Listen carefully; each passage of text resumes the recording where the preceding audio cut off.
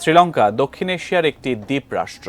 এর সাবেক নাম সিলন এবং দাপ্তরিক নাম শ্রীলঙ্কা প্রজাতান্ত্রিক সমাজবাদী জনরাজ্য। দক্ষিণ এশিয়ার দ্বীপ রাষ্ট্র শ্রীলঙ্কায় মৌসুমি ঝড়ের কারণে সৃষ্ট আকস্মিক বন্যা, ভূমিধস এবং গাছপালা উপড়ে অন্তত 14 জনের প্রাণহানি ঘটেছে। আরও বৃষ্টি ও বজ্রপাতের পূর্বাভাস থাকায় গতকাল থেকে সব স্কুল বন্ধ রাখার নির্দেশ দিয়েছে সরকার। আরও বিস্তারিত জানাচ্ছেন সহকর্মী সাইমন প্রভা। শ্রীলঙ্কা ভারত মহাসাগরে বঙ্গোপসাগরের দক্ষিণ পশ্চিমে ও আরব সাগরের দক্ষিণ পূর্বে অবস্থিত। এটি মান্নার উপসাগর ও পক প্রণালী দ্বারা ভারতীয় উপমহাদেশ থেকে বিচ্ছিন্ন। ভারত এবং মালদ্বীপের সঙ্গে শ্রীলঙ্কার একটি সামুদ্রিক সীমান্ত রয়েছে। দেশটির বিধানিক রাজধানী শ্রী জয়বর্ধনপুর কোট্টে এবং বৃহত্তম শহর ও অর্থনৈতিক কেন্দ্র কলম্বো।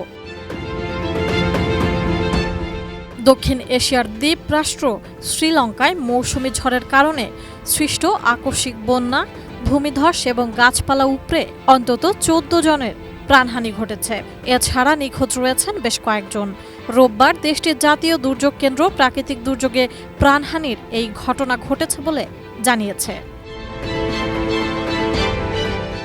শ্রীলঙ্কা সেচের পাশাপাশি জলবিদ্যুতের জন্য মৌসুমি বৃষ্টিপাতের উপর নির্ভর করে। দেশটির বিশেষজ্ঞরা সতর্ক করে দিয়ে বলেছেন, জলবায়ু পরিবর্তনের কারণে বৈশ্বিক উষ্ণতা বৃদ্ধি পাওয়ায় ঘন ঘন বন্যার সম্মুখীন হচ্ছে শ্রীলঙ্কা। কলম্বো ও দক্ষিণের অন্যান্য এলাকায় বন্যার ঝুঁকি দ্রুত বৃদ্ধি পাচ্ছে। দেশটির বিভিন্ন এলাকায় 400 মিলিমিটারের চেয়েও বেশি বৃষ্টি হয়েছে।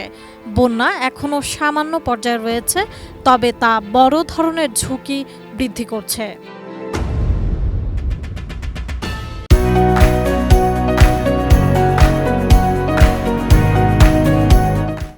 দেশটির দুর্যোগ ব্যবস্থাপনা কেন্দ্র ডিএমসি বলছে, দেশের 25টি জেলার অন্তত 20টি ভারী বৃষ্টিপাতের কারণে ক্ষতিগ্রস্ত হয়েছে।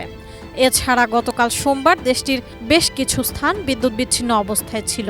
এছাড়া দেশের প্রধান প্রধান নদ নদীর তীরে বসবাসকারী মানুষকে উঁচু এলাকায় সরে যাওয়ার জন্য পরামর্শ দেওয়া হয়েছে।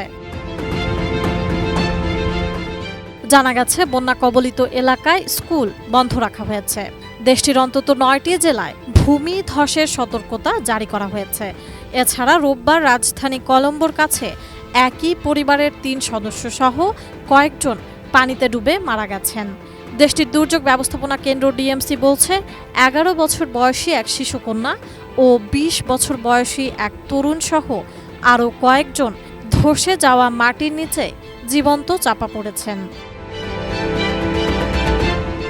কলম্বোর প্রধান আন্তর্জাতিক বিমানবন্দরে আসা বিমানের সব ফ্লাইট অন্য একটি ছোট বিমানবন্দরে ঘুরিয়ে দেওয়া হয়েছে। বন্যায় বিমানবন্দরমুখী কয়েকটি প্রধান মহাসড়ক ও প্রস্থানের সড়ক তলিয়ে গেছে।